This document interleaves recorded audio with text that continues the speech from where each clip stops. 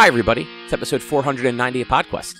Hey. It's Wednesday, January 3rd, 2024. I am Chris. With me is Drootin. Hello. And Walnut. I'm here. Are you, though? Kind of. Maybe? 50-50. Like, I've got all my recording done for the day after we're done this, so, like, that's a thing. But, like, also... So you can just go to bed afterwards. Get a good night of sleep for a change. You know, that's honestly a possibility. I've been falling asleep all day. I haven't been going to bed I haven't been sleeping very well today, so it's a possibility. Do it. It's good for you. It's not gonna happen. 10 o'clock bedtimes, man. No, I hate that. I can't get to sleep at 10 o'clock. You can if you try. I don't want to try. I just want to go to bed at 12:30, 1 o'clock, and fall asleep. Nah, that's not how you do it. There's no worse feeling than having to close your eyes and sit there with your eyes closed and not being able to sleep. I've tried it before. It's not fun. There are plenty of worse feelings. You experienced one of them, like, just today. I mean, do I, though? Like, did I? That's not that bad of a feeling. Like, pain is pain. Not being able to sleep and closing your eyes and not being able to sleep, that sucks. No, see, I love just laying in bed with my eyes closed. Why? Why not? It's relaxing. No. It's more stress-inducing because I'm not asleep. I could be doing things. That's not how I function. If I'm not doing things, then I'm wasting time. Then when I'm also just vegging out watching TV and watching the same things a million times because I'm just out of it and dissociating, I'm also feeling shitty for myself because I'm not doing things. Man, being in your head is scary. Try being there for more than 5 minutes. I don't think I will. No, it's why do you think I got fidget toys? Because at least I'm doing something even when I'm not doing anything. But are you? I mean, not really, but fidgeting is not really even a step above laying in bed with your eyes closed and relaxing. Yeah. but the thing is, like, I'll be using my fidget toys while I'm recording this or Brose or working as well, because it's just like... Have you considered just paying attention to the thing you're doing? No. Who does that? Who pays attention to it? Everybody but you. Nah. People don't pay attention. You don't pay attention. Your face doesn't pay attention. I finally had that thing happen that always happens to you where, like, it logs me out of my Gmail account for no good reason after I've already had them open for like 5 minutes. I'm not going to say that it didn't happen to me yet, but it didn't happen to me yet, so we'll see what happens. I haven't been on the computer since last week because I was off, and then this week I've been out the last 2 days, like out at clients. So like, Cobb, I get Christmas break. God damn it, Cobb! Why'd you have to say something? I take Christmas break. I don't get Christmas break. Like Why'd you have to say something? I take the week between Christmas and New Year off. I should have taken yesterday off because I had off today and I had off Monday. There's no reason to. Actually, that is very true. Yeah, you would have better off just taking the day off. Yeah. Your thing just got logged out though. Yeah. Excellent. Yeah. It's all your fault. Hey man, you did it. I did nothing. You should have preemptively logged into your Google account before we started recording. It's only the OneQuest account that logs me out. Only the OneQuest account. Well, you only open it once a week, right? I mean, yeah, but that's probably why. I can go into and open up the Brose one, and it's not going to have logged me out at all. I can go and check my Brose email and everything. Is that Gmail also?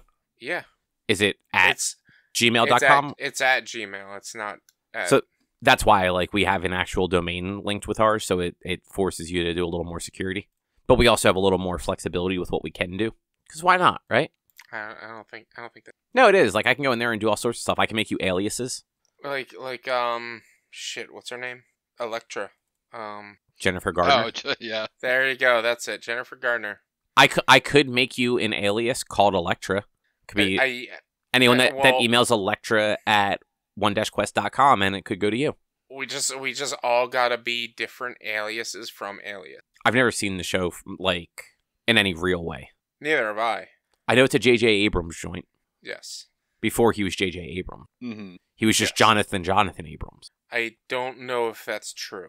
Yeah, I don't know either. I just picked a name that had J in it. And you picked the same name twice? Yeah, why not? It's the same initial. True. Speaking of JJ. Jeffrey Jacob Abrams. I was speaking of JJ, I defeated J.K. Simmons in Baldur's Gate. Does he voice somebody? He voices one of the main villains. Nice. Nice. That you don't see until almost 2/3 of the way into the game. You don't meet the main villains of the game until you technically could finish the game right there at that point. I feel like that's not like the most uncommon thing, right? Like, but that would be only 2/3 of the content. There's still one act left after you meet him and fight him and everything. There's still a whole act left that you could just skip by doing one thing, but it ends up being a TPK if you do that thing. A TPK? Total party kill? Oh. Yeah. I've never heard that before. Like, I've never heard that as an acronym before. Well, it's a lot of, it's tabletop things, but because the nerd stuff, I get it. Yeah. There's a main quest line where you have to go infiltrate a tower in Baldur's, and one of the side characters, spoiler alert for anyone who's playing Baldur's Gate, I mean it's been out for 6 months. But one of the characters ends up basically being a nuke. He absorbed the power of a god into him, and it's one of your playable characters. And you then, at one point, the god, she's like, yeah, you know what? We need to stop this, so you should use this power that you've been holding back. But it's going to kill you and everyone around you. And so you can, the instant you meet all three villains are in the same spot at the same time, right before you fight the final fight with J.K. Simmons. And you could just have him go, all right, I'm going to blow up, and basically end the game right there. I mean, why not, right? You should get a new, like copy your save and do it and see what the ending is. I need to see if I still have an autosave for right before there, because I do. I've been thinking of doing that. I kind of want to go and just do that real quick. But I don't think I have an autosave from there. I think it's been too long, or not too long, but I think I've saved over enough at this point that I might not have that anymore. Well, you need to, I don't know, start a new save? No. Is that what we do? No. That ain't happening. That ain't fucking happening. Live dangerously, man. I am not playing this game by myself again for at least 6 months after I beat it. I like how, like, that's your threshold. I'm not doing it again for 6 months. At least 6 months, though. Like, if not more. Like, it's okay, though, because you'll have 30 other RPGs to play in that time. This game is so long and can be so frustrating. I have a TikTok coming out where I'm going to explain the frustration of apparently you can't do control, or what was it, hold person on somebody when you can, like, kind of see them through the crevice of a hole, but you can shoot a fireball through a wall 3 times. I mean, that tracks. No, it doesn't.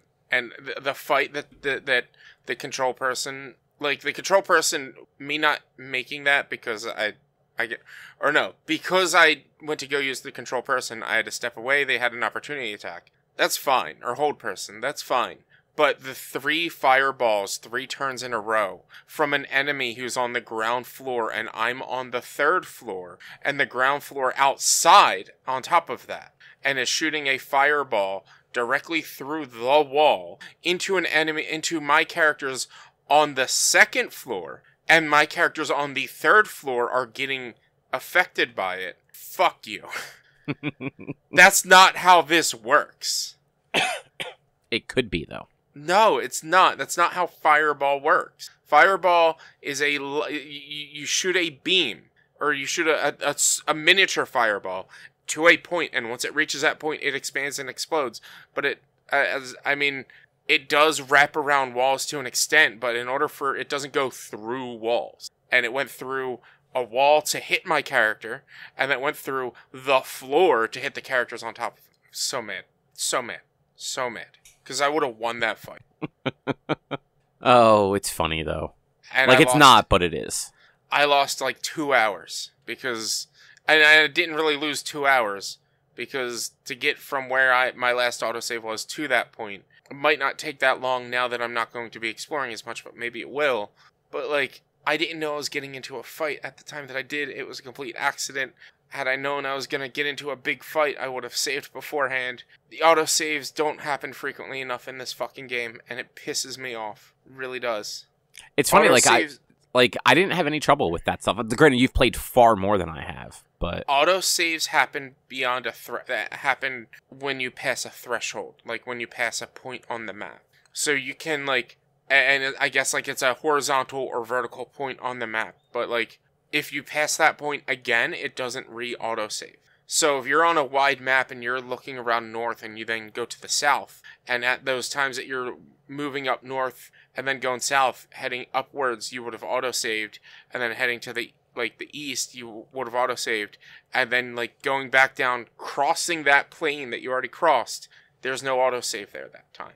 Even if you've fast traveled or like loaded into different screens or whatever, like the game should autosave every time you load. It really should. Every time it loads, it should autosave, and it doesn't. You know, like that's valid. That's a valid complaint. Like even the fucking Mario RPG does that. Yeah. But what's on the agenda? On the agenda, Chris, you watched a bunch of movies. Drew, you read a book. Mm-hmm. And I didn't really do anything new this week, so we're going to talk about kind of old stuff. My Long Dark series ended, and so we're going to do a little bit of a wrap-up on that and talk about me playing Subnautica, because I've been playing that for the first time on my new series. Nice. Yeah. But yeah, I watched some movies on New Year, as we do. We didn't watch as many because we unfortunately had people over. Well, having people over on New Year's and I didn't even get an invite? It was her dad. Still. Rude. Yeah. Well, you know. Well, I see how it is. You don't like me. I see how it is. It ruined our New Year's. It didn't really, but like, you know, I like just being home, watching TV, and eating a bunch of fancy snacks. Yeah, I get that. My New Year's, I ended up not feeling good. I streamed for 13 hours on New Year's. Because I started at 11 o'clock. I did see that. I saw like your update at one point where like, I'm still live if anyone wants to come like play Mario Kart. Yeah, so I started at 11 o'clock, and probably around 4:30 I started to not feel good. And that was around when I was supposed to stop and get ready for my party that I was supposed to go to. And like, I just continued to feel like kind of worse and worse, and then a little bit better and a little bit better. And it was just like, you know what? I think I'm fine. I think this is nothing. But if it is contagious, I don't want to bring it to a party with a bunch of people. So I'm just going to stay home. And it was nothing. It was because I didn't eat properly that day or something, I'm sure. Because I'm old. And so if I don't eat right, I get fucked up. So yeah, I ended up just streaming from 11 o'clock. And then like, it was like 8. And I'm like, I'm just going to go all night. I'm just going to go until New Year's. And yeah, around like, why 11, not? Yeah, and it was like at 11 o'clock I'm going to switch to something fun, because also, not that Baldur's Gate isn't fun, but at 11 o'clock that'll have been 12 hours of Baldur's Gate. I need something else. So I'll switch to Mario Kart. People can join. I had some friends join me, and I set up a countdown timer on stream for once midnight hit.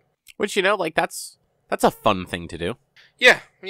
If I had planned it better, I might have had like a little bit more like fanfare on my stream. But like, again, I was supposed to go to a party that started at 8 o'clock, and I decided at 7 that I wasn't going to the party, so I didn't have time to set anything up. Fair. But your movies. Yeah, so we ended up watching 3 movies. We watched 2 kind of in the early afternoon before people came over, and then 1 after they left just before midnight. None of them were especially like exciting, I guess is the best way to put it. They were mostly just like, we were looking for like just kind of light stuff. Normally on New Year's we would have watched like from like dinner time until like just before midnight. We would have watched like bigger movies that we just didn't get to this year, like Across the Spider-Verse, Fast and Furious 10, like stuff like that. Mm-hmm. Didn't get that this year though. But so the first thing we watched was a movie on Hulu called Quiz Lady, which Drew may actually be the only movie that you ever like the concept of, but you wouldn't have enjoyed the movie. What makes you say that? So like the basic setup is the main character, who's played by Aquafina, is like a nut for a quiz show, like a Jeopardy style quiz show that incorporates a little bit of like goofiness too. Okay. That like she has literally been watching since she was like a small child and is really, really good at. So like one of the early scenes of the movie is her literally at home as an adult, glued to her TV, answering every single question faster than the people actually on the show. And her sister ends up like filming her and like putting it on like TikTok or something. And she gets like internet famous for a little while. And that leads to her getting a call to audition to be on the show. And the whole purpose behind her even doing it is to win the money to pay off they're gangsters that run a dog shelter. Because their mom had run up a large tab with them. And their mom was currently on the run from her nursing home. So, like, that part of the movie gets a little stupid and you would not enjoy it. But, like, I think the quiz show stuff is right up your alley. True. Yeah. But it was fine. Like, it was a little formulaic because you kind of knew, like, the sisters did not get along. There was a big age gap between them. The older sister was sort of a train wreck. The younger sister just wasn't going anywhere in life. And, like, her only thing were these quiz shows. And, like, there was the standard disagreement between the two of them where they kind of, like, go their separate ways, and then they realize that they need each other, and they come together at the end, and all, like, very, very traditional setup for that. But, like, some of the jokes and the quiz stuff was actually pretty funny. Despite the quiz host being Will Ferrell, which is usually just a big red X for me. But he was in it so infrequently that I didn't mind. Fair. Man, you need better taste in comedy. Well, I didn't say this was a great comedy. Well, no, I'm saying not liking Will Ferrell. Like, you need better taste in comedy. He's great. He's not, though. He is. His movies are not. Anything he's been in is better than Groundhog Day. No. Yes. I like 2 Will Ferrell movies, and I don't like him in either of them. And you like Groundhog Day, so more than every Will Ferrell movie. Exactly.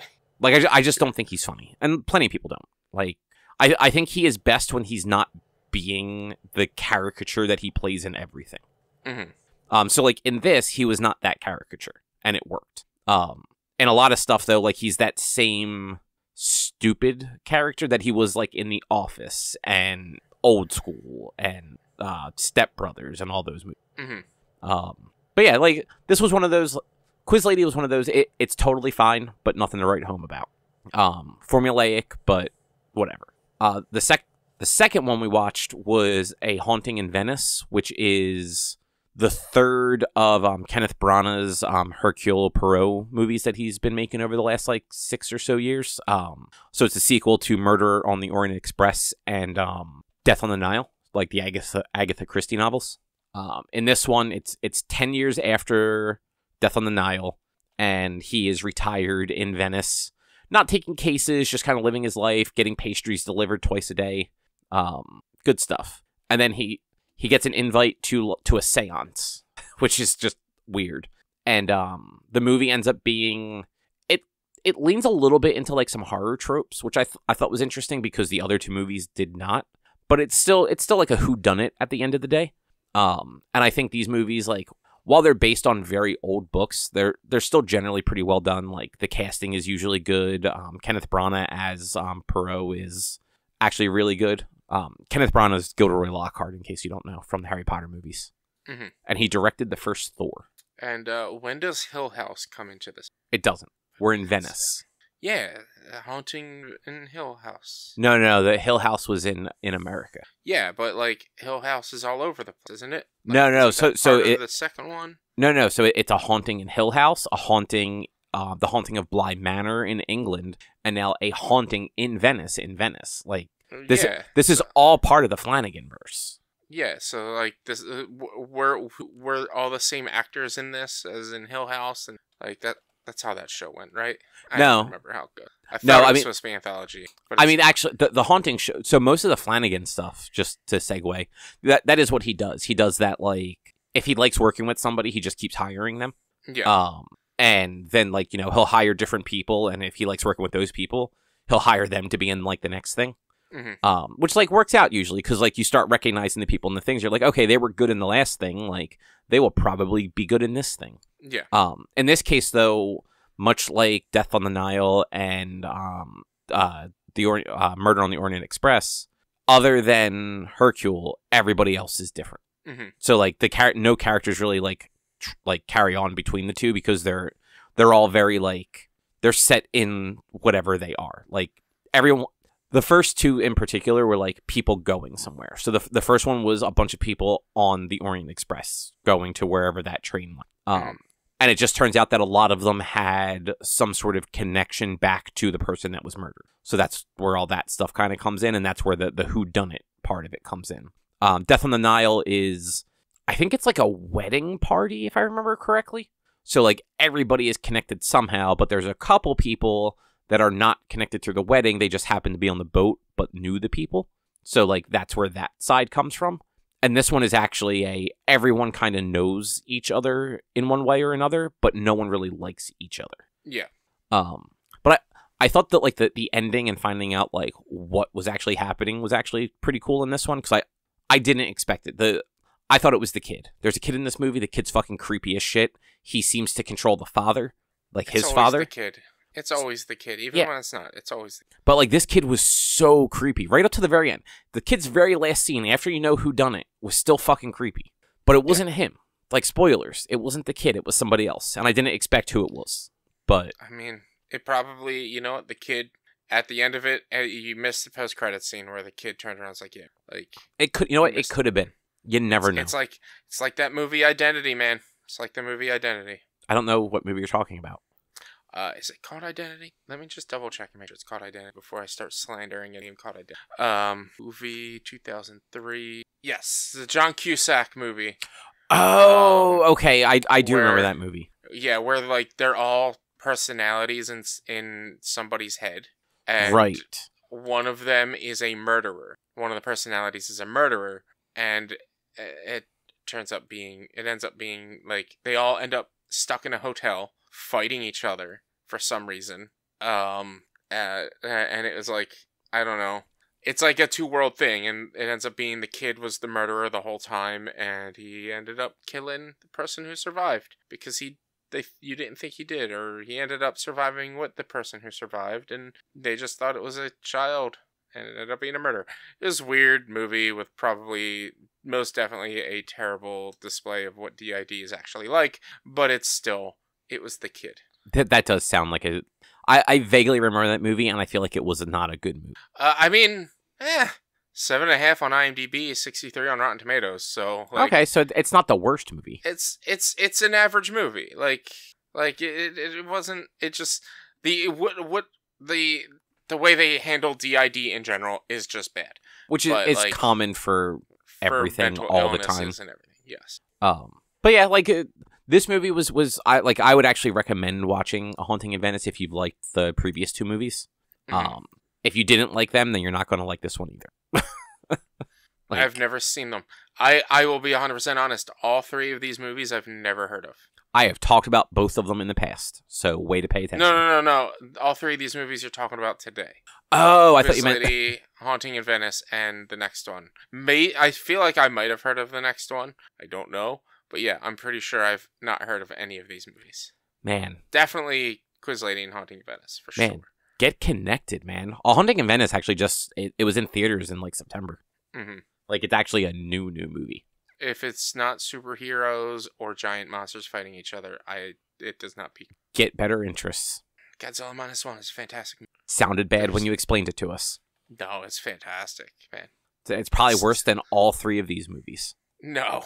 God, no. I doubt that. I highly doubt that. I guarantee I enjoyed all three of these more than I would enjoy a Godzilla movie. It's because you have bad taste in movies. No. But yeah, so the last one is No Hard Feelings, mm-hmm. which is a bad comedy. Like it was mediocre at best. It stars Jennifer Lawrence. Yeah, Jennifer Lawrence. Yeah. Yeah. Okay, I'm just Katniss, right? Yeah. I'm like saying that. I'm just Jennifer like, that is her name, right? There's like 16 Jennifers in Hollywood. So like when you're trying to guess which Jennifer and questioning Jennifer, I'm like, I mean, it could be Aniston, it could be Hudson, it's the slightly younger one. She basically plays like kind of like a not a deadbeat because she does work multiple jobs, but like she's not really going anywhere. She's kind of an asshole. mm-hmm. One of her jobs is like Uber driving, and her car gets repossessed because she's behind on her bills. Mm-hmm. And so like the whole movie is like she needs a car. So she takes a job from Matthew Broderick and his wife to to date their 19-year-old son before he goes to college, because he's like he's like the nerdy shut-in who like doesn't go out, doesn't have friends. Like they basically want him to go like experience being a teenager before he's in college. But like most of the reason he's the way he is because of their helicopter parenting. Mm-hmm. And it was super formulaic, super predictable. Like the cast was good. Like the actual friendship that builds between the two, like as the movie goes on, like seemed actually realistic once you get past the super cringy stuff up front. But then they have like the very predictable, like quote unquote misunderstanding in the middle that kind of like they stop talking for a little while sort of thing when like he finds out she was hired essentially. Yeah. But yeah, it was definitely it's one of those movies where like if it's on TV, it's probably like good background noise if there's literally nothing else, but it's not worth actually sitting down and watching. The only reason we put it on was because it was the exact amount of time we needed till midnight. Mm-hmm. Like it just happened, like we were scrolling through Netflix looking for something, and it just happened to be like literally like it finished 1 minute before midnight. Look, when you look up the cast list and look up the movie on Google, and the seventh cast member listed, the character's name is Hot Guy, that tells me all I need to know about the movie. Yeah, exactly. Like, was not the worst one, and it did away with, like, the cringy stuff. Like, it made it very clear that it also understood that stuff was not good, and kind of, like, moved on from it as quickly as it could, considering it was the initial plot of the movie. But, like, it was still one of those, like, you could have done almost anything else, but you didn't. And, you know, I mean, good for you for trying. Like, D- for effort, I guess. You don't fail. Yeah. But, you know, you're not getting on honor roll for this one. It sounds like you didn't pick the best movies for your New Year's movie marathon. Well, no, because we normally start with, like, the dumb, like, light stuff that we can just kind of, like, we can do other stuff while we're watching. Because, like, you know, like, there's stuff during the day you want to do. Like we have to get ready, like cut up the cheese, all that sort of thing. Mm-hmm. So we don't want to put on, like, a 2.5 hour movie. We're putting on, like, hour-long movies, hour-and-a-half long movies, so that, like, we could take a break between, take the dogs out, like do the house stuff that we normally have to do before, like, settling down and watching the good stuff. We just never got to watch the good stuff because people ruin the good stuff. Why'd you invite people? He's got a point there. We didn't. Like... Obviously you didn't, because none of us were there, so... So, they kind of invited themselves, and Erica is very bad at saying no. So, like, she's like, okay, sure. And I'm just standing there like, what the fuck? And even, like, the next day, she's like, what? Like, I'm bad at saying no when people, like, put me on the spot like that. Because it very much was like we were talking about what our plans were for New Year's. And, like, they said their plans, and they were like, yeah, we bought, like, a bunch of, like, snacks and stuff like that, and we're gonna just hang out at home and, like, watch movies. And they were just like, oh, is that, like, an invitation? It's like, well, no. Like, what part of that sounded like an invitation? But, yeah.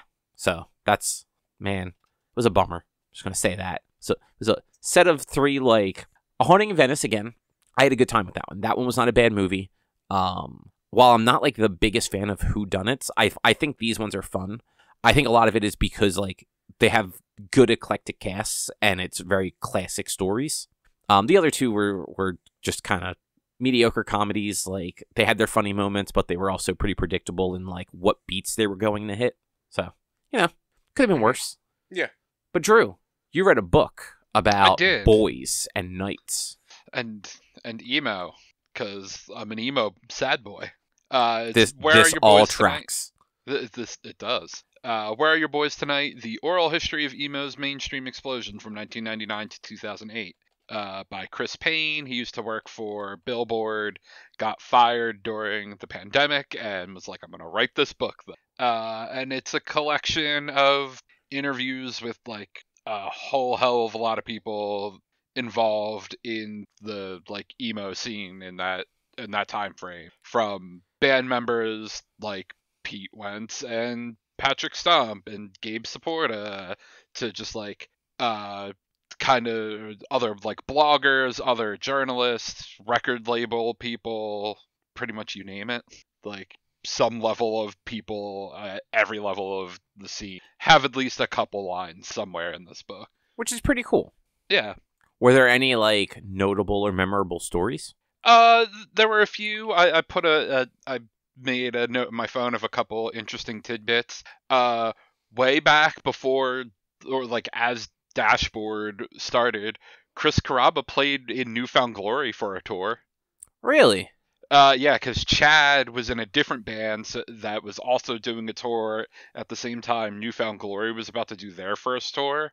So he couldn't do the Newfound Glory tour, so they had Chris Carrabba play guitar for them. That's actually kind of funny and cool.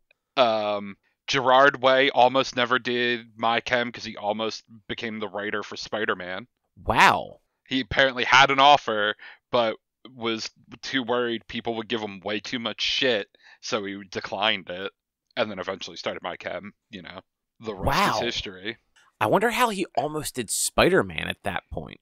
He was working for DC, and I guess someone from Marvel tried to poach him. Still, like, that's wild, because, like, he would have been fairly young at that point. Yeah. Like, I mean, at this point, like, he's done a bunch of comic book stuff. Like, well, one of his series was a very popular Netflix show that I think is done now. No, I think it's got another season this season. Oh, I forget. Okay, I didn't realize there was, like, one more season. Yeah, I think they're doing one more season. Oh, wow. It looks like his first published comic was in 1994. I just looked, and he is like 10 years older than us. So, but even then, like a lot, like 20 years ago, he would have been 26. You don't often get 26-year-olds getting offered Spider-Man, even at that point in comics. Fair. Like in the early 2000s, it was fair because Spider-Man has almost always been Marvel's flagship book, along with the X-Men. So it's like they give like lesser names stuff like Captain America and Iron Man at the time. But, like, you had to be, like, a known bookseller to get, like, Spider-Man or, like, an X-Men book in, like, the late 90s, early 2000s, because that's all they fucking had going for them at the time. So, yeah, that's a wild thing to hear about.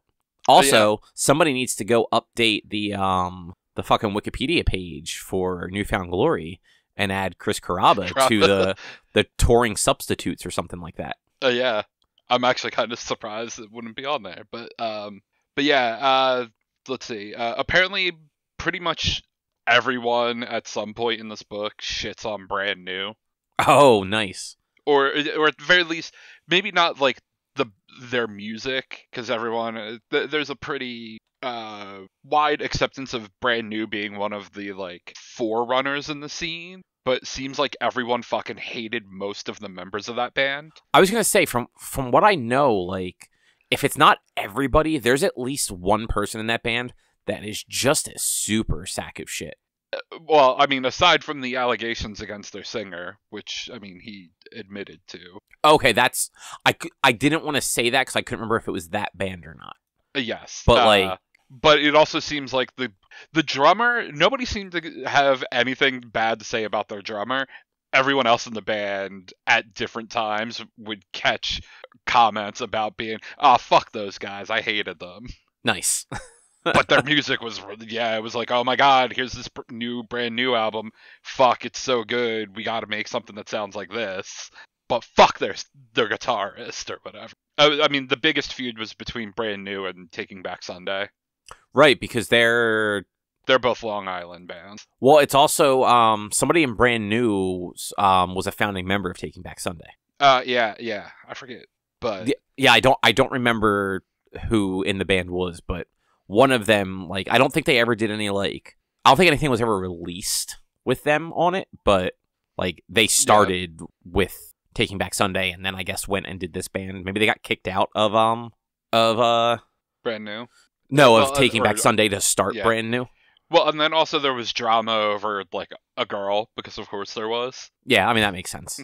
And then the last other story that I, like, made note of was a story from Bayside. They were talking about, I forget who they were on tour with, Hawthorne Heights, and then I forget who else, but they're going from Colorado to Salt Lake City, and it's in, like, October, November.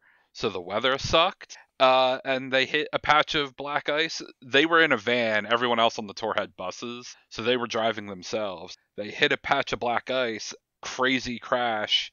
Their drummer dies in the crash, who had just joined the band like that year. And their bassist broke his back. Oh, Jesus. What band was this again? Bayside. Bayside. Yeah. Shit. But I also made note of that story because that was in a chapter of everyone. Apparently, Victory Records, who a lot of the bands were on, almost everyone fucking hated being there. Apparently, the head of Victory Records was kind of a shithead and would like not pay out royalties and do everything he could to not pay royalties. If you go look at the Wikipedia for Victory Records, they got sued constantly. I mean, that sounds about right. But they did say that the Victory Records people like paid for the funeral, paid to fly everyone back to the East Coast, be there for the funeral. The head of Victory did at least show up for the funeral. He didn't apparently stay very long, but they were like, yeah, when thinking back on it, it's like he could have just not come at all. But he at least like made an effort to come, be there for a little bit, and go. Yeah, which it is something. Yeah. But then also Hawthorne Heights, just more proof that the dudes in Hawthorne Heights are apparently incredibly cool. Bought a new van for Bayside. Went to like all the venues after the accident and were like, hey, can you, whatever the cut you were gonna take, we need to take it and give it to these guys. Like, here's the shit that happened. They need the money to pay for this and to pay for medical bills, yada yada yada. And then got Bayside, well, Anthony and Jack to be able to come back and do acoustic shows for the last few shows of the tour once they were like okay. Those two didn't get really injured, but still, like, yeah. Mm-hmm. Wow, that's wild though. Yeah. Yeah, and it like apparently this dude, John, the drummer that had just joined, was like, they're like talking, and he like just left this like jazz band he was in and was starting to have a family, and he was like, oh, this is maybe my last chance to be in a touring band as a career. And then the first tour, they have this crazy crash and he dies, and it's like, Jesus. Yeah, that's rough. But then Hawthorne Heights going out of their way to just be the nice dude. Yeah, like, they do seem like just a bunch of very nice people. Yeah. Because even when we saw them at the Brooklyn Bowl like last March, JT was working their merch table and was like totally cool, like talking with people as they went up. Like, I'm pretty sure Erica got a picture with them, like, and that was after their set. Like he finished the set and then went and worked their merch table. And, like, they had somebody else there working it beforehand. Like, it's not like he needed to do that. Mm-hmm. And same thing, that emo orchestra thing. Like, they were out, like, I don't know how long they stayed after because the line was insane. But, like, they came out and, like, were taking pictures with people after their set. Yeah. And I mean, you know, like, this isn't, like, the biggest thing, but when they did their first Ohio is for Lovers festival, they weren't even the headlining band. Like, they could have easily just been like, yeah, it's our festival in Ohio. We're going on last and playing a long ass set. But no, they weren't even the last band on the main stage. Like, or they were like the third band on one of the side stages. They were like, yeah, no, we don't need to be. We know we're not the be all end all. Yeah, I mean, same thing with this year's. Like, well, there were like 6 or 7 of them, I think, like around like the country, and they did not headline a single one of them. Yeah. And like, I mean, part of that could be like, yes, we understand that like some of the other bands we have on here are probably going to draw the bigger crowd, but also like looking at some of the bands that were probably playing later in the day and with longer sets, like I would argue Hawthorne Heights is larger than them and would probably have the bigger draw. But like they were also running those shows, like they were putting them all together. So maybe they didn't want the hour-long set. Yeah, no, probably. But yeah, still like they seem like a swell group of people. Yeah, that sounds like a good book though.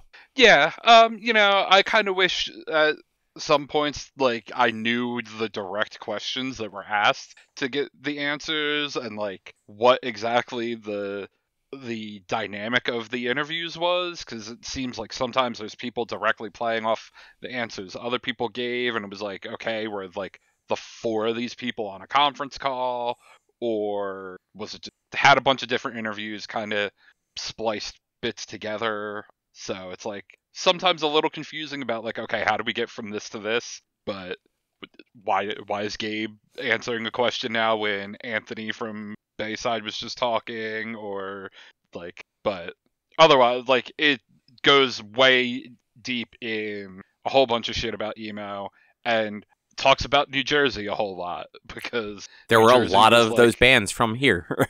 yeah, well, and to hear like Fallout Boy say, "Oh shit, we got to finally play in New Jersey," like, or bands just talking about New Jersey being the place to like be recognized scene is like, Yeah, I mean, you had a lot. I mean, it was mostly like North Jersey, but yeah, like still, like a lot of that stuff came out of Jersey or like New York City, where they were playing in Jersey. Because I think like wasn't Ferret based in North Jersey? yeah. I feel like there was another thing based in Jersey too. I don't recognize the name from back in the day, but I believe it's Eyeball Records is one of the small indie labels that a lot of these bands started with. They were also North Jersey. They got mentioned in the book a whole bunch. Okay. Yeah. They had their recording studio was just a house that bands could stay at for a little while they recorded, and apparently was one of the big, everybody just kind of goes there and hangs out and collaborates. Yeah, I just looked them up. Like, they had Thursday, My Chem, like they had bands from that area, that they released stuff for. So that definitely makes sense. Yeah, that's cool. I own the ebook for that. And it's one of those, like, I have it and I just haven't actually started it. Yeah, it's a quick read. You'll get through it real fast. How long is it? Because I haven't like even looked at that. It's like 400 something pages, but it just flows because you're just seeing all these people just be excited talking about shit. Yeah, and I guess it's an interview, and there's probably like pictures and stuff interspersed. Actually, there's only one, at least in the hardback. There's just one little section of a handful of pictures. Oh, okay. I kind of thought it was going to be one of those books where, like, as they were talking about different eras, there'd be like pictures of like the bands and the like shows from like those time frames or something. Yeah, you would think. No, but yeah, there's just a little section in the middle. Like they have a picture of the Nintendo Fusion Tour laminates that from Motion City Soundtrack. One of them sent a picture of that because Motion City Soundtrack, all the bands that weren't Fallout Boy on that '05 Nintendo Fusion Tour had a different laminate than the Fallout Boy guys got. Fallout Boy had like whatever, all access. Everyone else had support. Were you talking about this recently? I think I probably mentioned it the other day when I got to that. Or okay. When I first got the book, and just real quick, there's an index in the back, so I went and looked, and I was like, oh, hey, Boys Night Out gets referenced. And bit was just, like, Motion City Soundtrack. I forget who it was from Motion going, yeah, we liked hanging out with Fallout Boy, or with Starting Line and Boys Night Out. We didn't really get to hang out with Fallout Boy. Yeah, I remember like the badge, like the pass thing, and I'm like, this sounds so familiar, but I don't remember why. But now, like, I remember like looking at the appendix and everything. Mm-hmm. Yeah, nice. Yeah, that sounds like a good book. Right up Richie's alley too. Nonfiction about music he doesn't care for. Let me tell you, I like emo music. Not all of it, but I like emo music. But, boy, am I glad you chose Ray Didinger's book and not this book to be a book to read. Because this book would probably have been less of my interest than any. Because I like music. I like listening to music. I cannot talk music, and I don't want to read about music. Yeah, I mean, to be fair, you really don't want to read nonfiction, is what you like at all. Yeah. But, no, I honestly, I think, I thought this, like, the idea of this book sounded neat when I saw it originally. That's why I had, like, grabbed the ebook for it. Mm-hmm. But like hearing like what it actually is, like I'm definitely more interested even now. Yeah, it's cool, and like I said, it goes year by year. It's like 99 and 2000 is one section of the book. 01 and 02 is the next section. 03 and 04 the next one. 05 gets its whole own section, and then 06 through 08 the last section. It's also made me go back and listen to a bunch of albums, or at least handfuls of songs from albums if I just haven't felt like going through the whole thing, because it's like, oh, okay. Yeah, I haven't listened to that much Say Anything, and here's a whole bunch of people talking about how Max is like just this genius of writing songs that are super subversive. Yeah, I don't know that I've really listened to much Say Anything either. They talk, I mean, one of the chapters is called Defense of the Genre, and it's basically talking about Max writing that album after people started shitting on emo, and he's like, no, fuck it, I love emo, and I'm gonna just shit on all these people talking shit on it. Nice. And he got different people from all sorts of different bands to sing guest vocals on like every song on that album, and it's like a 27 song album. It's like fucking hour and a half long. That's aggressive. Yeah. Like, that's just, I mean, good, you know what? Good for them. Like, that's pretty cool. But also, like, damn. I'm looking at it now. Yeah, so it released as 2 discs. Yeah. Let's see. Who do I recognize on here? All right, so it's got Adam from Taking Back Sunday, Haley from Paramore, Chris Carrabba from Further Seems Forever, Gerard Way, Matt Skiba, some guys from Newfound Glory. Wow, yeah. Really did have, like, a lot of people. Yeah. Yeah, and I don't think I've probably heard some of the songs on that, but I don't know that I've ever actually listened to it. Yeah, I had never listened to really anything. I'd listened to very little Say Anything before reading this. Now you're like, here's a new band I'm going to listen to. Yeah, I mean, I'm going to see them this year, so. Oh, really? Where are they playing? Yeah, Fillmore. Oh, nice. I think, pretty sure. Oh yeah, and they've been back together for just over a year, almost 2 years. 2022 is all Wikipedia says. Is Fred currently in the band? Yes.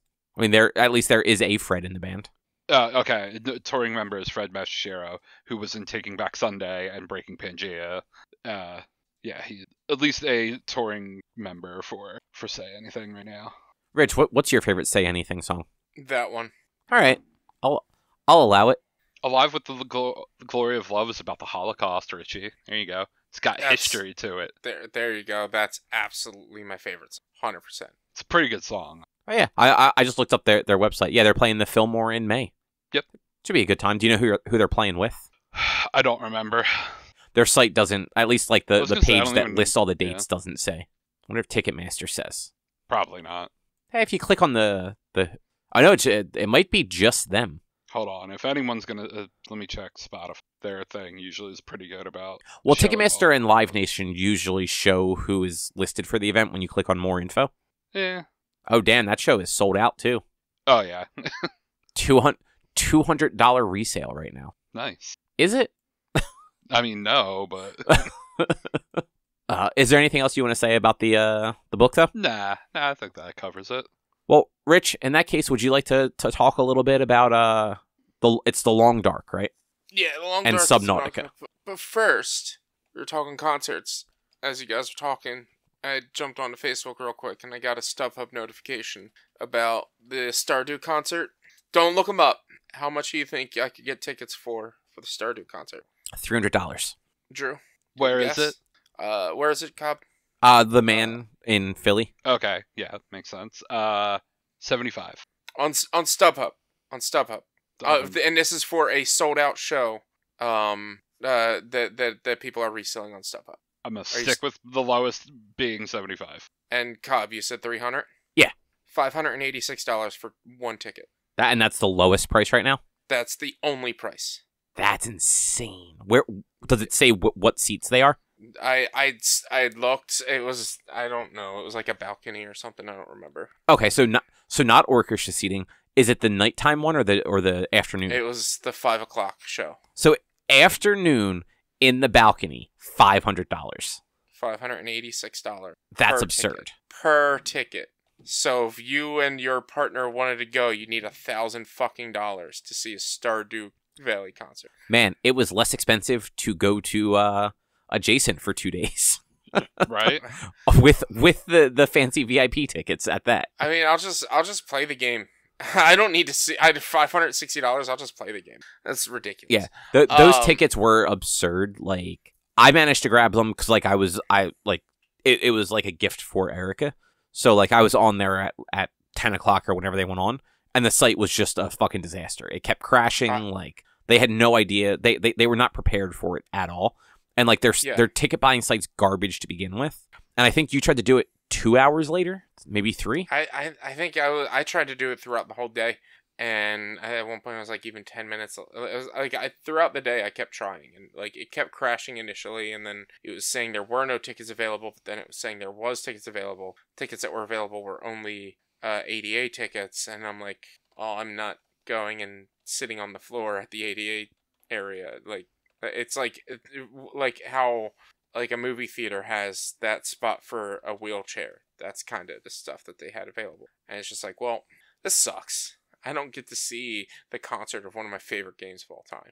And I've never even played the game. Yeah, so give me your ticket. I'll go your way. Right. I like music more than you do, though, so I think it works out. But I like the game more than you. You don't know that. I could love that game if I played it. You've never played it, though. That's actually a lie. I have actually played Stardew. You're not going to recognize any of the music. You're not going to... You're just going to sit there and be like, oh, I don't know what's going on. Look, I went to the community center. I met a wizard. Like, I played enough that game to understand it. No. I cleared some bushes. You need more time in that game. I planted some flowers. But yeah, I'm so bitter about that. $586 per fucking ticket. Yeah, dude, I was like, this sucks. The resale is fucking terrible. Like, Drew, do you remember how much those Say Anything tickets were? Relatively cheap, like $40 maybe. Yeah, and now they're $200, $40 to $200 for general admission standing room only. Like, fuck resale. Yeah. Like, I saw something corporate just had like they did like 2 shows on like the 30th and 31st in California. And they were like pushing a resale site, but it was face value ticket. They're like, don't go to scalpers if you can, like, go here. These are legitimate tickets that people can't go to the show, and they're being sold for like face value. I'm like, you know what? That's cool. Like that is an okay way to do it. As long as like the people are also getting like I'm hoping when it's face value, it includes the service fees, because that would suck if people had to sell their tickets and not even get the service fees back. Mm-hmm. But like to sell it for a 400% markup, no, those people can go get fucked. Yeah. But Rich, how is do you want to start with the Long Dark? Yeah, so for those of you who might not have been paying too much attention or keeping track, back in April, when I did my month of Apex, I wanted to create additional content for people who didn't care to watch Apex. So I started doing Let's Plays of The Long Dark on YouTube, and I totally expected that to go like for a month, not even. Like, I have played runs of The Long Dark where I died within 10 minutes. I've played runs of The Long Dark and I've only generally would sit down and I would play it just that one time for like 6 hours, still not die, or reach a point of equilibrium where it's like, all right, well, I can't die where I'm at now, so I'm fine.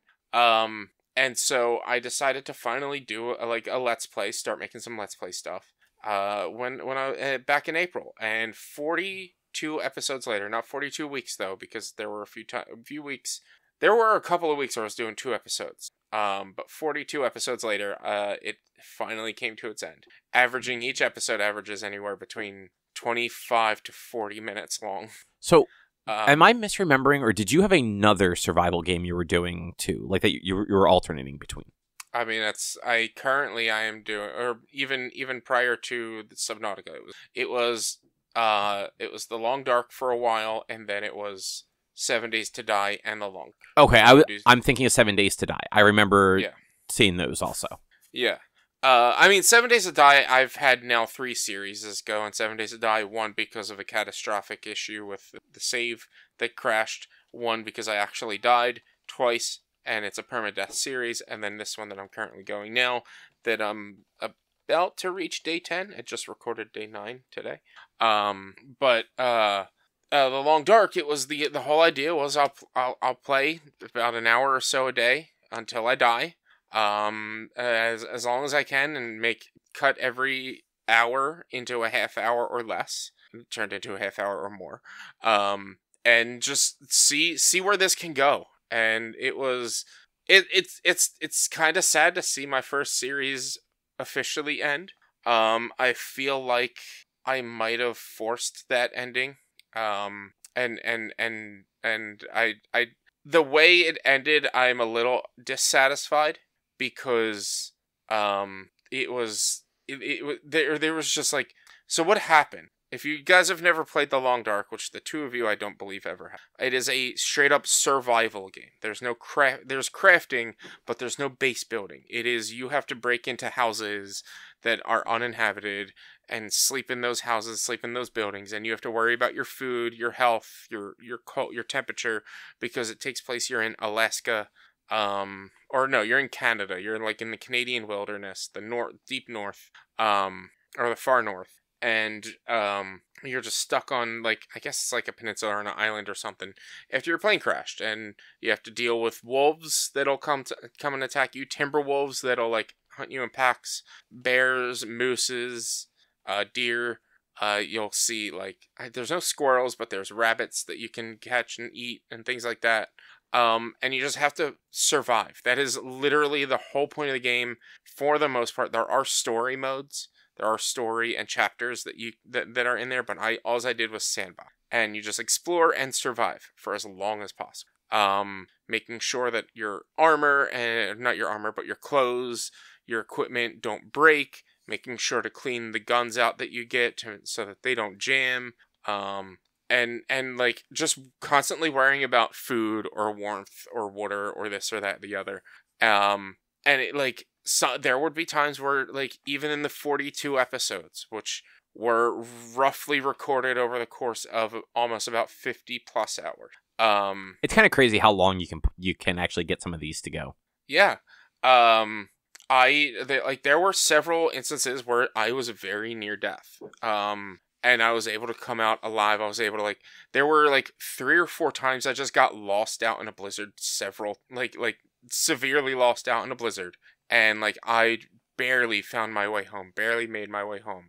I was attacked by, like, 4 bears or something like that. And, like, what ended up killing me was the second to last episode, I get attacked by a moose. And I had just uncovered an area that I've never been in ever in any of my playthroughs. And a set of crafting for gunsmithing that I've never been able to do in that area. But in order to get to that gunsmithing bench, I needed to climb a rope. But because I got attacked by a moose, he broke my ribs. And you can't climb ropes when your ribs are broken in this game. Obviously, like, that would be extremely painful. I just love that. I got attacked by a moose. I got attacked by a moose. I did nothing to the moose. The moose saw me, and I'm just like, I'm just going to leave you be. And I kept walking around, and he charges me, and I get attacked by the moose. So the mechanic for the moose healing is you bandage yourself up, you wrap your ribs, and then you just kind of gotta wait. You just gotta wait it out, but you literally have to wait. There is no, like, if you're walking, if you're hunting, if you're exploring, that does not track down your timer. Reading, sleeping, and waiting are all you can do. Reading, sleeping, cooking, and waiting are all you can do in order to count this timer down. So I came in with the idea of, all right, I'm going to record, and I'm going to just work. I'm going to speed run through this, and I'm not going to, like, do a lot, because I just want to recover from, it's like 100 and something hours in game time, obviously, of healing that you need to do. So I think I recorded for 2.5 hours before I realized that my timer wasn't going down as fast as it should have been because I was active. And it wasn't until, I think it took me in game 13 days to get through the broken ribs. Which, I mean, that's great. You can't heal broken ribs in 13 days in real life. But, like, in a game mechanics, 13 days, that's a long time. That's a lot of food. And that's just a lot of literally doing nothing. And I recorded for 2.5 hours that I couldn't use. There was nothing to use there. So I cut that into, like, I started doing, like, little, like, previews of, like, something that might happen in the episode at the beginning. And I cut that montage into the beginning of me just fishing and hunting and cooking and sleeping and fishing and hunting and cooking and sleeping and whatever else. And then I explain, like, yeah, I've been recording for 2.5 hours, but I'm finally recovered. I'm gonna go kill this moose because he wasted 2.5 hours of my life. So, how long is like a day cycle? It depends on what you're doing, because the whole game is very time based. So even if you're just walking around, a day cycle, I don't know, maybe an hour. But if you're being active, if you're skinning animals, if you're fishing, if you go fishing or ice fishing, you set that you're going to fish for an hour. That hour takes place over the course of 30 seconds. But also, if you say you're going to go ice fishing for 4 hours, those 4 hours take place over the course of 30 seconds. It's just a bar that circles, and the time goes on as you're doing it, and it fast forwards time. So it really depends on what you're doing. I don't know the actual, okay, amount of time. I thought it was a lot of those, the games that have, the day, where, you're doing things by the day, where it's, a day is X amount of time, so, No, so it's not like 7 Days to Die, where it's, a day and 7 Days to Die. A 24-hour period is an hour. There's no sleep cycle or anything like that. There's just, from day to night, from midnight to midnight is 24 hours. Whereas, in The Long Dark, and there's a couple of other survival games, but it's primarily only done in single-player survival games. It'll fast-forward time as you're doing things. If I played Project Zomboid, that'd be the same thing. If you go to sleep, it'll sleep you through the night. If you're reading a book, it'll fast-forward you reading through the book. If you're doing things, if you're, repairing things, it'll actually take time out of the day. Okay. I like those kinds of survival games. I want to find more of them, because that adds a little bit of all right, well, I still have to figure out how to repair this, but I also have to eat while I'm repairing it. And this takes 20 hours to craft. So for me playing the game, the 20 hours goes by in a minute or two. But for my character, I have to worry about making sure they're fed enough to do it over 24 hours, or do I split it up every 4 hours and things like that. I've talked to other friends about this game, and they've turned around and been like, I would hate that game. I'm you say that until you play it.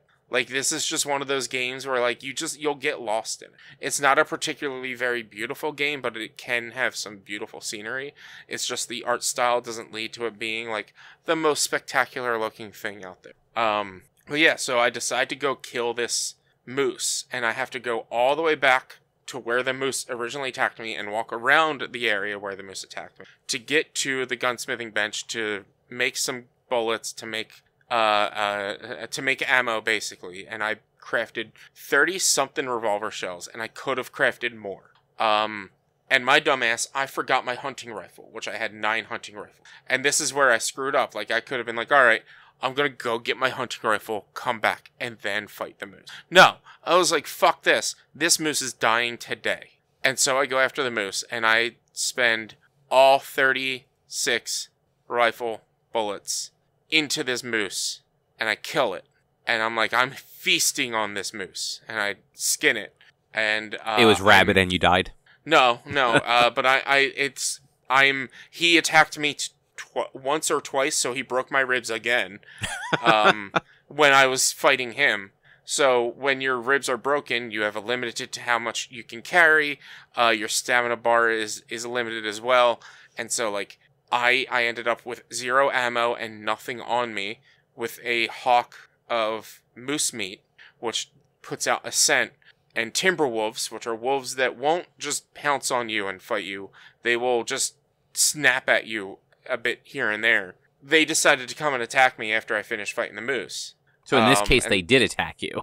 So a horde, but that's what they'll do. They'll come, they'll bite at you and run away, whereas other wolves will jump on you, pounce on you, and ravage you. So I got attacked once or twice, and I didn't have any equipment on me because I left a bunch of stuff behind, so my weight was low as possible so I could run and move faster. And I needed a bandage to wrap up my bleeding whatever they bit me. And I go into this building, and not even thinking about it, since I didn't have any cloth on me, I find a pillow to rip apart, to turn into cloth, to turn into a bandage, and as I'm tearing apart the pillow, I bleed out, and I die. That sucks. I'm like, man, this is both satisfying because I killed that fucking moose, but also very unsatisfying because it wasn't like I wasn't panicking. I didn't think I was going to die. I didn't think cutting apart cloth was going to take that long to stop me, like, that I wasn't going to stop from bleeding out. And so it was a bummer. It's a bummer.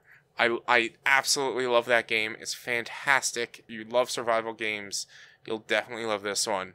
But it's just like, I had so many other close calls. I got attacked by a bear 3 times in one day or something like that, and still didn't die.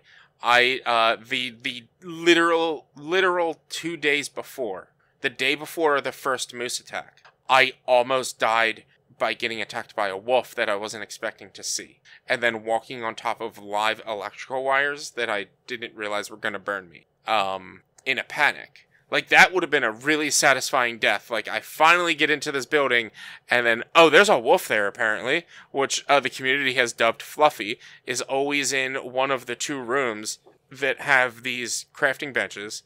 And it's just like, oh, there's a wolf, and he ravages me, and I die right there. I'm like, that would have been a much more satisfying. Like, this is still a satisfying ending, because it was 42 episodes. I was hoping to get to at least 50, but, again, I think I kind of, like, rushed things because I spent so long playing with 0 to make of it, that, like, I kind of rushed things, and, like, I shouldn't have done that. And I even thought about, like, releasing the uncut 3-hour episode of me just surviving.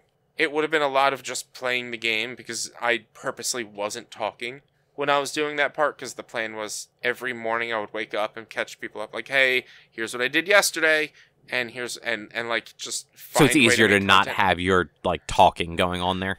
Yeah, just find way to make content out of, like, quick updates of, like, here's what I did yesterday, and here's how things are going, and here's You were how, basically but, like, vlogging. yeah, but, like, I was also expecting to recover from 130 hours of a broken rib in 7 days, not 13. So after about like the 9th day, and I'm still suffering from 2 broken ribs, actually. But the times count down the same time. It's not separate times that are count down. So they're both, if you have 2 broken ribs, if you have any elements that have a timer, they all count down at the same time. It's not one at a time. So I had 2 broken ribs, both at 100, one was like 140 hours, one was 130 hours, or something like that. But yeah, so I feel like I feel like I kind of dropped the ball in, like, the whole, like, I kind of gave up. I shouldn't have gone after the moose, being as angry as I was, and after feeling I had wasted that much time, but I feel like it was a good ending. A lot of people really liked the series. It actually got some decent views. If I remember correctly, I'd actually have to go back and check.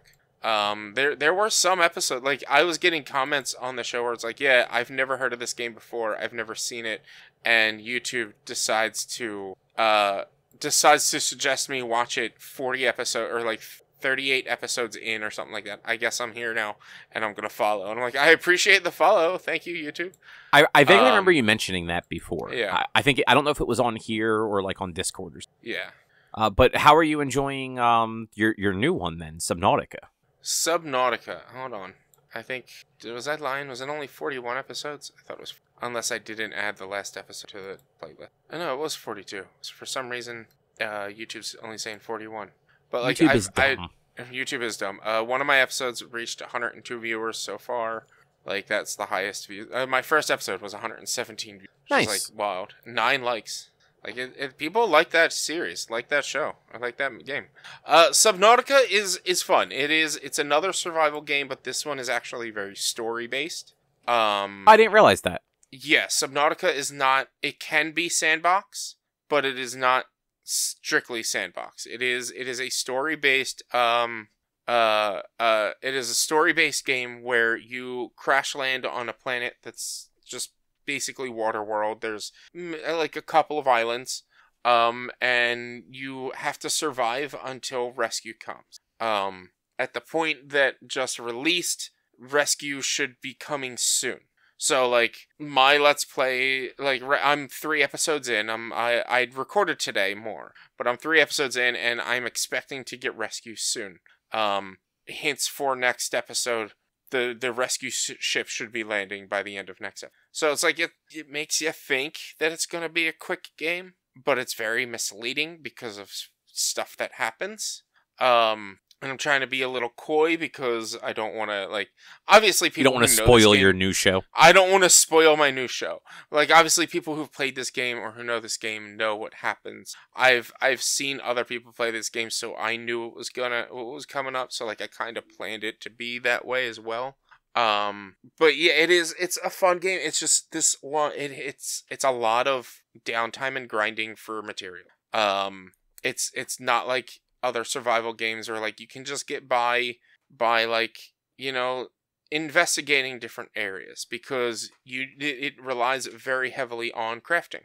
And I just got to a point in today's recording where I'm like, all right, it's time to build a base. It's time to actually start building a base. And so I recorded for an hour and a half, and I spent probably a good 45 minutes figuring out like some base mechanics here and there to base build, to put together some sort of a base. And it's a cool game. It's got a very interesting story. Like I said, I've seen other people play it. I kind of know how the story goes. And basically there were previous inhabitants to this island that were humans, but then there were also alien inhabitants beyond just the natural wildlife that you encounter. And there's some sort of virus on this island. By the episode that I'm at, I discover that I have some sort of bacteria within me from being on this island, some sort of alien bacteria. But it is a yeah. I don't really know what else to say. If you don't really know, because it's a survival game for the most part. I'm only like 5 hours into it, give or take. And I, like, because it's a story-based game, when it comes to doing a Let's Play for a story-based game, I'm still trying to, like, figure out how to piece that together. I'm also trying to figure out how to make it entertaining to watch, when a lot of the game is like, oh, I gotta find these materials now. And I knew that going in.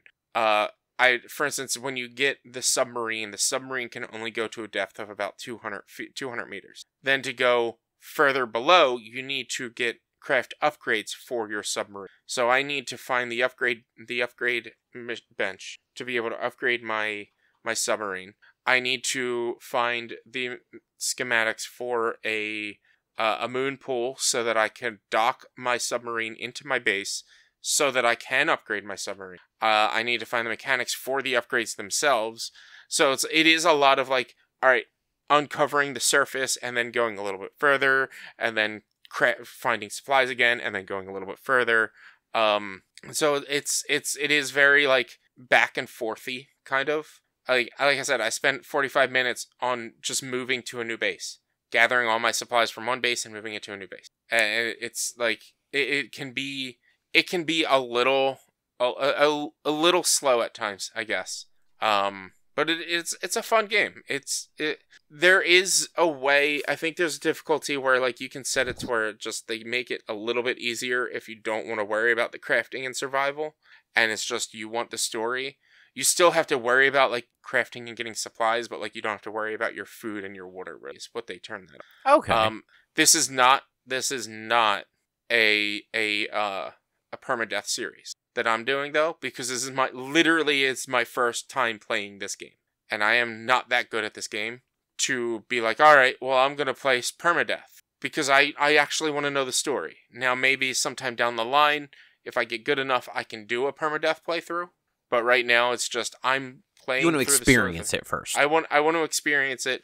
I mean, the way I'm experiencing right now at 1 hour spurts for the first time, I don't know how well that's going to go for me. I might start trying to record differently. I might try to record like 5 or 6 episodes at a time and just play for an entire day. And I have like a to be continued screen cut together, so that if I'm like recording several episodes at once, I can just hit it to be continued. So it's like, hi, this is episode, then like in the description be like, this is episode, say like episode 14, but this episode 14 through 17 were all recorded in the same session. That's why there's no intro or there's no outro or whatever in this, because it's just me playing straight through. So be sure to come and check out all of these or something like that. Because I already did that. My second recording session went into 2.5 hours. And I was like, I need to figure out how I can cut this into 2 episodes. I can't do 2.5 hours and have 1 episode from. Sure, you There's can. no It way. would just be a very long episode. It would have been an hour and 20-minute long episode because I think they each came out at about 35 to 40 minutes. That was me cutting down as best I could. And like this week's episode it's probably going to end up only being the one that I just recorded. Probably going to end up only being like maybe my shortest episode at about 20 to 25 minutes because I really only uncover stuff initially. And then I'm like, all right, well, it's moving day, guys. We're going to build. We're going to craft build. We're going to base build. And then we'll do some uncovering stuff next time or something like that. So that's the joy of survival games, especially survival let's plays, is sometimes there's going to be those episodes of like, yeah, this is what I need to do to play the game right now. So this is what I'm going to do. And I might jump on sometimes just to grab equipment or grab gear. But the way this game works, you are occasionally just given locations to explore by your AI, like messages from other pods that crash landed, and it's like, oh, here's this one, here's that one. It's like, all right, well, I'm not going to want to have this on my HUD, or I'm not going to want to be able to find something. Like I can't. The way this game works when it comes to being a let's play, you have to scan several of an object in order to get its schematics to craft it. So I don't want to actually find those schematics off air and be like, oh, by the way, guys, I played for like 3 hours and I got some of these schematics. So like I can't really just base build or supply gather before every session because I might run into a thing that I might need and I can't not use it. I can't not scan it if I need it because I may never find it again because I'm not going to remember where it was. Which, makes sense. Yeah. But it's a fun game. I enjoy it a lot. It's calming. There's not like a lot of major threats. There are some threats in the game, not like major threats though. I'm at the point of like I don't know where some materials are. I don't know where I can find certain items. So I need to just explore the ocean again. So I need to start making markers to have on my HUD to tell me where things are. I have a scanner room that can't scan for the item that I'm looking to scan for. So I'm like, well, this sucks. I don't know where to find magnetite, and I don't want to look it up right now. You find magnetite in the electric factory place. No, magnetite. So they come from the ceiling. Oh, is that the third evolution? No. It's Magnemite, Magneton. Oh, Magnezone is the third evolution. So I guess that's like a fourth one. Oh no, it's actually there's magnemites are from the ground, and magnetites are coming from they're like the pointy things, in caves. No, I gotcha. Okay. I gotcha. Okay. I just wanted to make sure you got me. Yeah, I did. I appreciate you making sure. Yeah, but yeah, it's a process to learn how to cut this show, and I'm excited to do it. I'm excited to try to get into more games, survival games. Once, like for instance, when I finish Subnautica, I might be leaning towards Stranded Deep, which even though I'm not good at that game, that will be a permadeath series, because to me that game makes no sense to not be. And the game is just so janky as fuck that it'll just make it even better. But that game also has like an actual ending, and it's a story-based survival game. It's not just sandbox. And when are you starting your Nuzlocke run? I've had this conversation with Evan at least, and some other people. I don't know. I'm not going to do a Nuzlocke run until I have more time to do recordings and editings. Basically, until I know this can be a viable thing.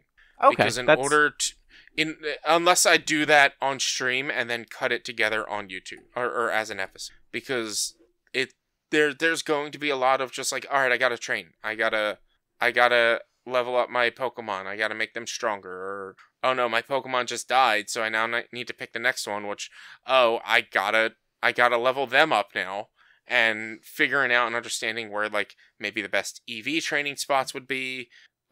So that I can make them more powerful properly, and like that is a Nuzlocke run is a lot more in depth than it actually seems. Of just pick the first Pokemon you catch in each route is yours. No, I think that is actually what it is. But there's a lot more to think about when you're doing it. is what I'm saying. That's only if you're going to overthink it. No, because you get stuck with whatever the first 6 Pokemon you catch are, and then every Pokemon after that you catch, like, you have to go in that order. You can't swap. When a Pokemon faints, you can't swap out to whatever one you want. You swap out to whatever the next one is you found.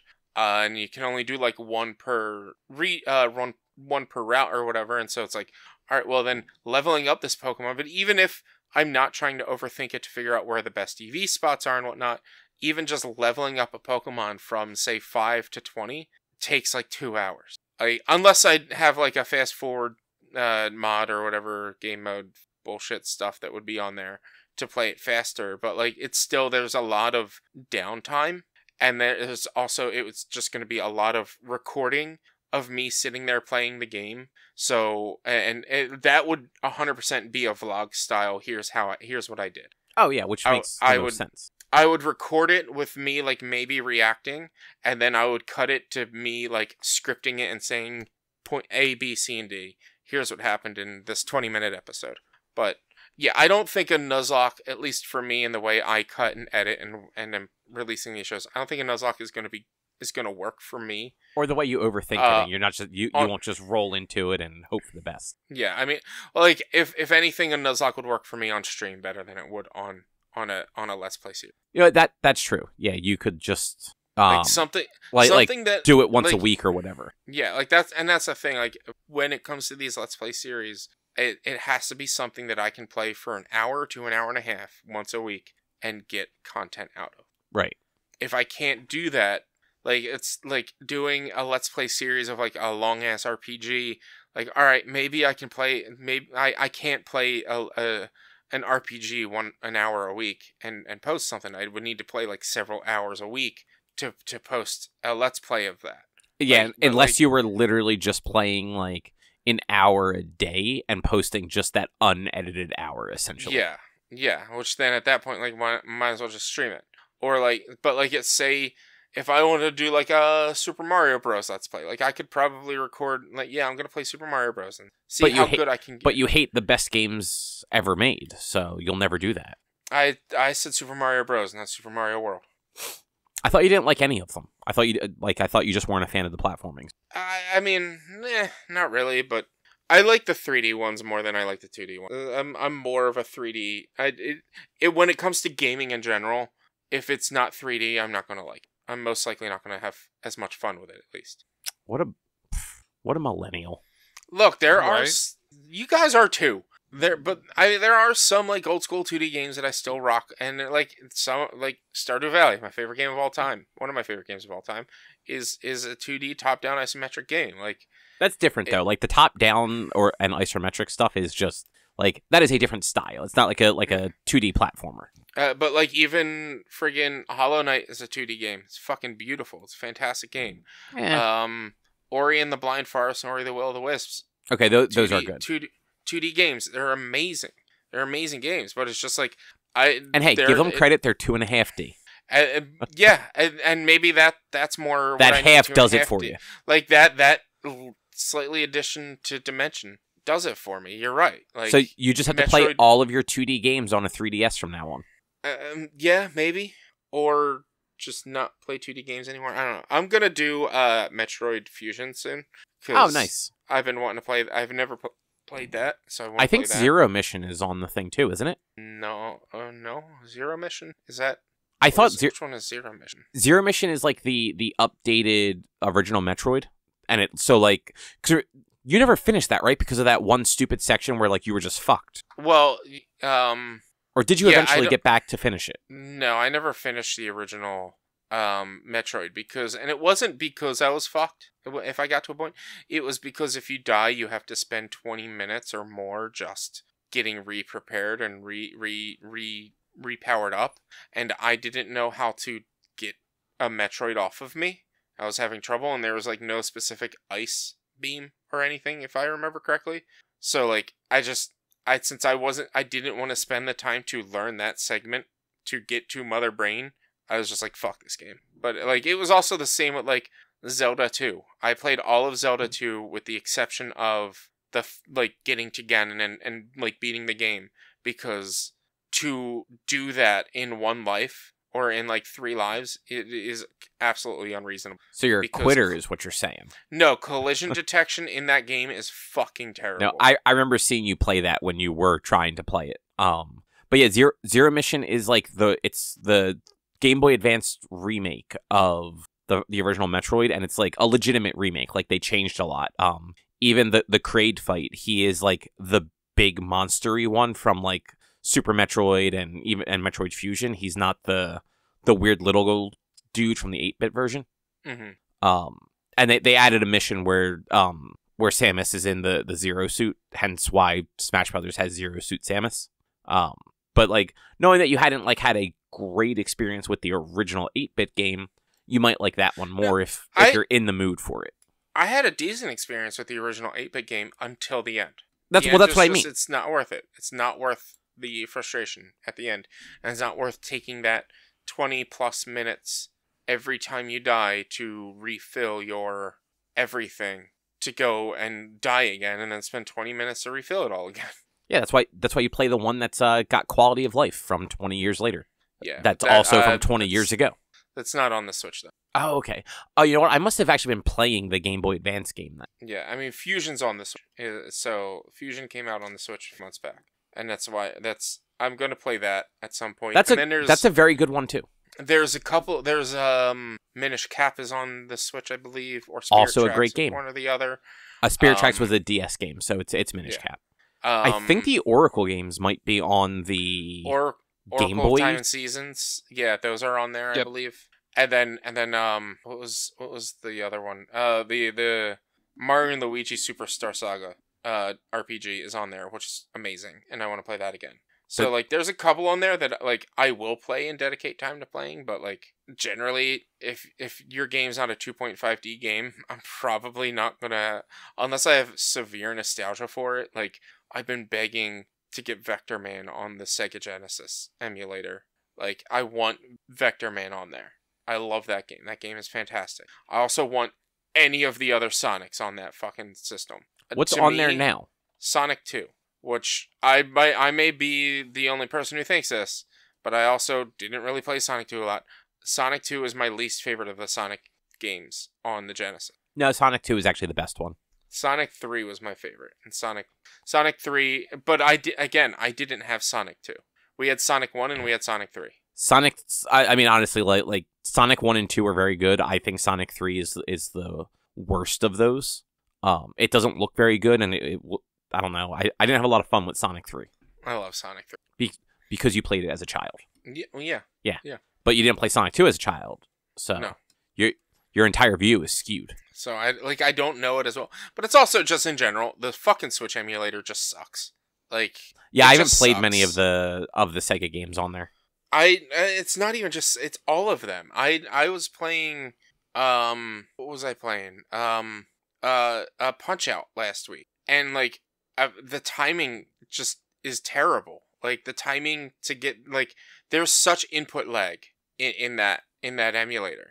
Yeah, so like I was like, those games don't play well on modern screens is the problem. Yeah, like if you're gonna play Punch Out, like the best way to play Punch Out is to play it on an actual CRT.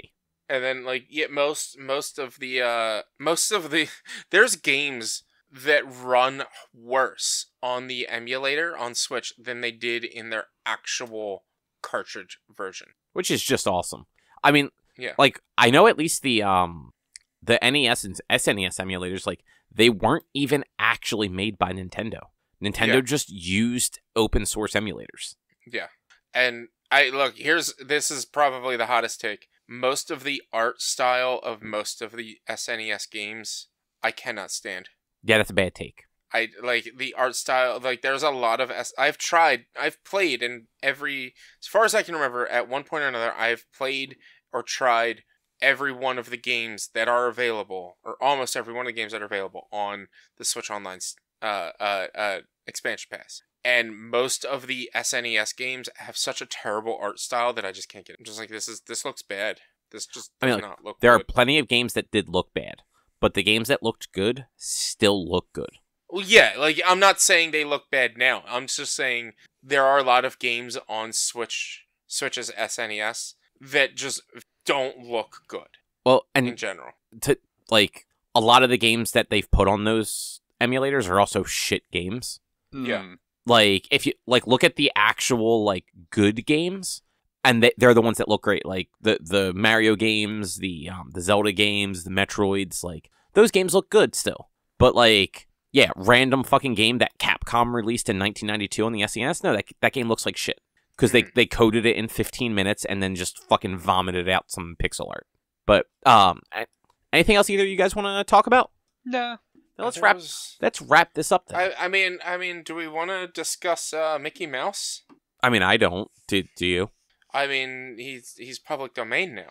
Steamboat Willie is public domain. I know, but Mickey Mouse started in Steamboat Willie, so the Steamboat Willie version of Mickey Mouse, and in time, even Mickey Mouse in himself, within the next probably 5 years or so, will be public domain as well. But Steamboat Willie is public domain, and there's already one horror video game coming out that's Steamboat Willie based. And I saw online that there might be a movie being made that's a horror Steamboat Willie movie. Yeah, but I mean, they did that with Winnie the Pooh too, and that movie was apparently terrible. Yeah, but it's like it's funny now to me that like Disney's so big that they basically stopped trying to fight the release of their things become public domain because they're so big that it's cheaper for them just to let it go than it is for them to fight it anymore. Well, no, like this, they didn't fight. I would guarantee they'll push against Mickey in general going public domain. I don't know. We'll have to wait and see. I don't know when it is officially that Mickey Mouse will be public domain. It should be within the next few years because Steamboat Willie was the first Mickey Mouse cartoon. Yeah, but Nintendo has fought that like whole legislation for decades, and they keep getting like exemptions from it. So Mickey Mouse in general may not actually go public domain for quite a while, or might not be scheduled to go public domain for quite a while. Because like even though Mickey is not as popular as he used to be, he's still like the face of Disney. Like they're not letting that go without a fight. Yeah, like a stupid fight, but a fight nonetheless. But I love that because Steamboat Willie was a public domain, the channel on YouTube Corridor, they just want one of their most recent video was just an episode of Steamboat Willie, or the episode of Steamboat Willie with Mickey Mouse, which is silly. It was like an 8-minute long. It was weird, the weirdest thing I've ever seen in my life. And then yeah, like a lot of places are like, this is 100% within what we're allowed to do now that this property is public domain. And right. I'm excited to see what comes from this. I really am. Shove it to Disney. Be like, fuck you guys. We're gonna use because they already pushed this back. I think it was like 15 years ago. They added like 15 years to the timing or whatever. Yeah, that's what I was saying before. Like they keep getting like court junctions and shit like that to delay their properties going public domain.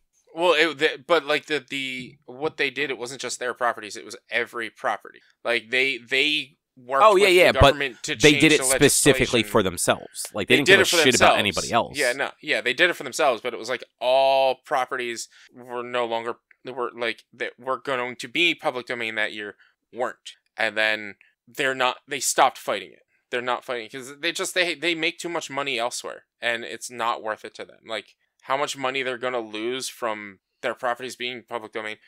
Corridor did, or might have been under Corridor Crew. One of their videos, their like lawyer who actually owns them, or like is like knows a lot about like property rights or public domain rights and IP rights. Like he did a really good video about this whole situation that like I'll have to send to you guys at some point. It's a good one. I liked it, and it's like him explaining like pretty much, yeah, they're not gonna fight it anymore. It's not worth it to them. There's no point. Yeah, that's yeah. Man, fucking Disney, right? Yeah. But now I think that is probably a show. Yes. Mm-hmm. All right. Cool. Well, next week we will have our next book club, which will be the final time loop episode where we talk about re/member, whatever the fuck that's going to be. It was my pick, and I don't know. Hopefully it's not terrible. But other than that, if you would like to find more of our content, you can head over to www.one-quest.com. You can also help us out by supporting us at patreon.com/OneQuest. If you can't support us there with your dollars, though, you can go to your favorite podcast platform, Apple Podcasts, Google Podcasts, Spotify. Rate us, review us, subscribe to us. All of it helps. You can find us on social media, facebook.com/OneQuestOnline or at @1_Quest on Instagram and Twitter. Our YouTube channel is youtube.com/OneQuestVideo, and you can always send us emails to social@one-quest.com. Rich, what's your streaming? Twitch.tv/B_Walnuts. We're on video game streaming Monday, Tuesday, Thursday, and Sunday. Baldur's Gate and Sea of Thieves for the foreseeable future. I'm hoping, fingers crossed, to have Baldur's Gate finished by the middle of this month. So by like the 19th or 20th. Hoping to have it done like this month, and then we can go on to more games, other RPG and Shenmue and whatever else. But that's really all we're playing right now because Baldur's Gate hates me. Yes, it does. But with that, we'll be back next week with something else to talk about. Thanks for listening. Bye. See ya. Bye.